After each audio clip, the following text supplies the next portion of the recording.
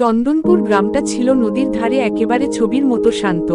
মাঠে ধান দুলত, সন্ধ্যায় বাঁশঝাড়ে ঝিঝি পোকা ডাকত, আর সকালে শোনা যেত মসজিদের আজান আর মন্দিরের ঘণ্টাধ্বনি।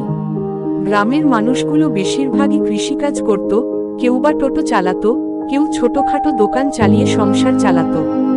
কিন্তু এই গ্রামেরই এক কোণে ভাঙাচোরা ঘরের ঘরে বাস করত রমেশ। রমেশ ছিল দরিদ্র। তার বাবা মারা গেছেন বহু আগে, রেখে গেছেন শুধু একটা পুরনো কাঠের নৌকা। একসময় ওই নৌকা দিয়ে তার বাবা মাছ ধরতেন, যাত্রী পারাপার করতেন। কিন্তু এখন নদীটাও শুকিয়ে গেছে প্রায়, যাত্রীও নেই, আর নৌকাটার কাঠও নষ্ট হতে হতে একেবারে ভাঙাচোরা অবস্থায় দাঁড়িয়ে আছে। রমেশের সংসারে ছিল তার স্ত্রী মালতী আর এক ছোট ছেলে সাগর। তিনজনের খাওয়া পড়া জোগাড় করা রমেশের জন্য ছিল বিরাট যুদ্ধ। কখনো দিনমজুরের কাজ, কখনো ক্ষেতের ঘাস কেটে দেওয়া, যা কাজ পাওয়া যায় তাই করে কোনোমতে দিন গুজরান করত। এক সন্ধ্যায় যখন ঘরে আরেক দিনের মতো অভুক্ত থাকার প্রস্তুতি নিচ্ছিল পরিবারটা, তখন মালতী মৃদু গলায় বলল, রমেশ, এত চিন্তা করছো কেন? সবাই তো টোটো চালিয়ে রোজগার করছে। তোমার কাছে তো একটা নৌকা আছে। ওই নৌকাটাকেই যদি চাকা লাগিয়ে গাড়ি বানাও, তাহলে তোমারও তো একটা বাহন হবে। রমেশ অবাক হয়ে তাকালো স্ত্রীর দিকে। মালতী, নৌকা কি আবার গাড়ি হতে পারে নাকি? আমি এসব জানি না। মালতী হেসে উত্তর দিল, তুমি তো ছোটবেলা থেকে কাঠের কাজ জানো, মেরামত করতে জানো, চেষ্টা করে দেখো না কেন? হয়তো আল্লাহ ভগবান তোমার হাত দিয়ে কিছু নতুন কাজ করাবেন। স্ত্রীর চোখে ভরসার ঝিলিক দেখে রমেশের বুকের ভেতরেও একটা অদ্ভুত সাহস জেগে উঠল। সে পরদিন থেকেই কাজে নেমে গেল। জাদুর নৌকার জন্ম। পরদিন ভোরেই রমেশ পুরনো নৌকাটা উঠিয়ে আনলো উঠোনে। গ্রামবাসীরা অবাক হয়ে দেখল রমেশ নৌকার কাঠ ঘষে মেজে ঠিক করছে, বাঁশ আর লোহার টুকরো দিয়ে ফ্রেম বানাচ্ছে। কারো কাছে পুরনো গাড়ির চাকা, কারো কাছে ভাঙা মোটরের পার্টস ধার চাইল। গ্রামের ছেলেরা মজা করে বলল, এই রমেশ, নৌকা দিয়ে কি উড়োজাহাজ বানাবি নাকি? রমেশ শুধু হেসে উত্তর দিল, দেখো, সময় হলে বুঝবে। দিন কেটে গেল। ধীরে ধীরে নৌকাটা দাঁড়ালো নতুন রূপে। নিচে চাকা, ভেতরে কাঠের আসন, সামনে বাঁশের হ্যান্ডেল। দেখতে যেন নৌকা আর গাড়ির অদ্ভুত মিশ্রণ। মালতীর চোখে জল এসে গেল। তুমি পেরেছো রমেশ, সত্যি পেরেছো। রমেশ গর্বভরে নাম দিল জাদুর নৌকা গাড়ি। গ্রামের প্রথম যাত্রা। প্রথম দিন রমেশ নৌকা গাড়িটা বের করল গ্রামের মেইন রাস্তায়। গ্রামের মানুষ জড়ো হয়ে গেল চমক নিয়ে। এক বৃদ্ধ লোক বিস্ময় বলল, বাবা রমেশ, এ কেমন গাড়ি বানালি? দারুণ দেখাচ্ছে। রমেশ বিনয়ের সাথে উত্তর দিল, চাচা, এটা আমার জাদুর নৌকা গাড়ি। দেখতে নৌকা, কিন্তু চলে গাড়ির মতো। তখনই এক বড়লোক বাজার যেতে চাইছিল। সে এগিয়ে এসে বলল, বাবা, আমায় কি বাজারে পৌঁছে দেবে? রমেশ মাথা নাড়ল।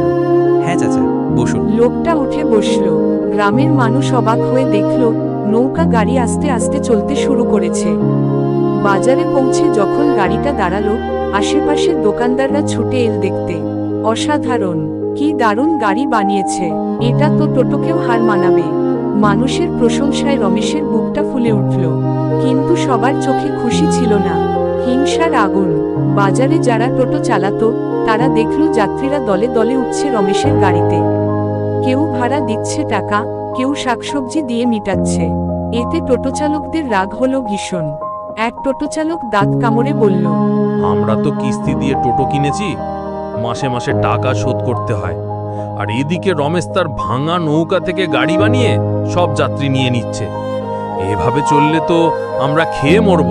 ধীরে ধীরে টোটোচালকদের মধ্যে হিংসার আগুন জ্বলে উঠল। কেউ পেছনে রমেশকে কটু কথা বলতে লাগলো, কেউ বলল তার গাড়ি ভেঙে দেওয়া উচিত। কিন্তু এই সবের মাঝেও সাধারণ মানুষ রমেশের জাদুর নৌকা গাড়িকে ভালোবাসতে শুরু করল। শহরে যাওয়ার স্বপ্ন। একদিন এক বৃদ্ধ গ্রামবাসী এসে বলল, বাবা রমেশ, তুমি যদি চাও গ্রাম থেকে শহরে মানুষ পৌঁছে দিতে পারো। তোমার গাড়ি তো অনেক মজবুত দেখছি, এতে তোমার আয়ও ভালো হবে। বৃদ্ধের কথায় রমেশের মনে আলো জ্বলে উঠল। সে রাতে মালতীকে বলল, মালতী, আমি শহরে যাত্রী নিতে চাই, তাতে ভালো ভাড়া পাবো, সংসারও চলবে ভালোভাবে। তুমি যা করছো আমি পাশে আছি। পরদিন এক দোকানদার এসে প্রস্তাব দিল, ভাই রমেশ, আমার চাউলের কয়েকটা বস্তা শহরে নিয়ে যেতে পারবি? রমেশ এসে বলল, অবশ্যই, আমার গাড়ি তো শহরে যাওয়ার জন্যই প্রস্তুত। সেদিনই প্রথম রমেশ শহরের পথে বেরোলো জাদুর নৌকা গাড়ি নিয়ে। রাস্তায় মানুষ দাঁড়িয়ে হাততালি দিল, কেউ ছবি তুলল, কেউ আবার অবাক হয়ে বলল, এটা তো সত্যিকারের উদ্ভাবন, সাফল্য আর চ্যালেঞ্জ। ধীরে ধীরে রমেশের নৌকা গাড়ির জনপ্রিয়তা ছড়িয়ে পড়ল চারপাশে। গ্রামের গরিব মানুষরা কম ভাড়ায় শহরে যেতে পারল, দোকানদাররা সহজে মালপত্র পাঠাতে পারল। রমেশের সংসারে আলো ফিরল, সাগরের স্কুলে ভর্তি হলো। কিন্তু টোটোচালকদের রাগ আরও বেড়ে গেল। একদিন রাতে কয়েকজন মিলে রমেশের গাড়ি ভেঙে দেওয়ার চেষ্টা করল। খবর পেয়ে গ্রামবাসীরা ছুটে এসে রক্ষা করল। সবাই মিলে রমেশকে বলল, তুমি ভয় পেও না, এটা শুধু তোমার গাড়ি নয়, আমাদের গ্রামের গর্ব। পরিণতি ক্রমে ক্রমে রমেশের গাড়ির গল্প ছড়িয়ে পড়ল শহর পর্যন্ত। কিছু পত্রিকায় খবর বেরোলো, চন্দনপুর গ্রামের রমেশ বানালো জাদুর নৌকা গাড়ি। শহরের ইঞ্জিনিয়াররাও অবাক হয়ে গেল তার সৃজনশীলতা দেখে। একদিন শহরের এক বড় কারখানার মালিক রমেশকে ডেকে বলল, তুমি যদি আমাদের সাথে কাজ করো তাহলে আমরা তোমার নৌকা গাড়ির আরো অনেক মডেল বানাতে পারবো। তোমার আইডিয়া লাখো মানুষের কাজে লাগবে। রমেশ চোখে জল নিয়ে উত্তর দিল, আমি তো শুধু আমার পরিবারকে বাঁচানোর জন্য এটা বানিয়েছিলাম, কিন্তু যদি এটা মানুষকে সাহায্য করে তবে এর চেয়ে বড় পাওয়া আর কি হতে পারে। শেষ কথা, চন্দনপুর গ্রামের গরিব রমেশ আজ আর সাধারণ মানুষ নেই। সে উদ্ভাবক, সে প্রেরণা। তার জাদুর নৌকা গাড়ি শুধু গাড়ি নয়, গরিবের স্বপ্ন আর সাহসের প্রতীক। মালতী একদিন ধানক্ষেতের ধারে দাঁড়িয়ে বলল, দেখেছো রমেশ, আমি বলেছিলাম না তুমি পারবে। রমেশ এসে উত্তর দিল, হ্যাঁ মালতী, তোমার ভরসাই আমাকে পথ দেখিয়েছে। আকাশের ওপরে ভেসে থাকা মেঘের মতোই জাদুর নৌকা গাড়ির গল্প ছড়িয়ে গেল চারপাশে। যেখানে মানুষ শিখল, সামান্য জিনিস দিয়েও বড় স্বপ্ন তৈরি করা যায়, যদি পাশে থাকে বিশ্বাস আর চেষ্টা।